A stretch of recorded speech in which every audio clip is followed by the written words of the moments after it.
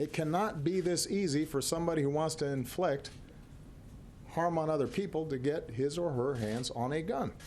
An impassioned President Barack Obama did not mince words Thursday, calling for stricter gun laws in wake of the tragedy in Oregon. And the president already had a good idea of what was going to happen next. Somebody somewhere will comment and say, Obama politicized this issue.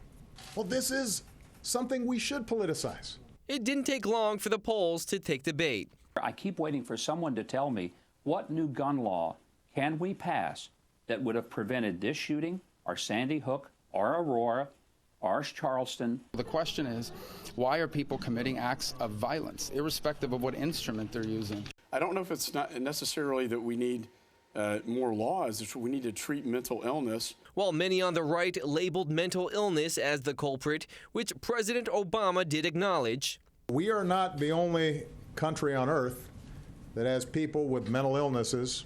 Democratic presidential frontrunner Hillary Clinton vowed to make things different when she's elected into office. I feel an absolute urgency for this country to start being sensible about keeping guns away from people who should not have them. Whether it's gun control or mental illness, the numbers do not lie. In a challenge to the media, President Obama made a request.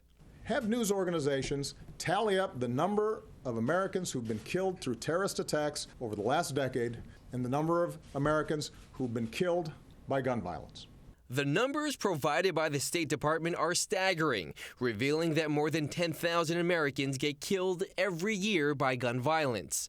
New York City, which has over the years implemented its own strict gun control laws, has seen tremendous success, with gun-related deaths plummeting during the tenures of Mayors Rudy Giuliani and Michael Bloomberg. But Mayor Giuliani, who was a fierce advocate for gun control back in 1993, as seen during an appearance on Face the Nation. The simple fact is we have to try to fight back. We just can't sit here and let this kind of carnage go on. Gun licensing would help. Appeared to have changed his tune while attacking Obama's urging of stronger gun control laws. I mean, the reality is gun control laws control the behavior of legitimate people. People who rob stores, people who rob banks, and people who are insane and want to go ahead and murder don't follow the gun control laws. You and I follow them. Now, back in 2013, following the Newtown shootings, President Obama unveiled a proposal to overhaul the nation's gun laws. It was all aimed to prevent more mass shootings. Later that year, lawmakers from both parties forcefully rejected the centerpiece of the president's gun control agenda. Guys, back to you. All right, Andrew, thank you.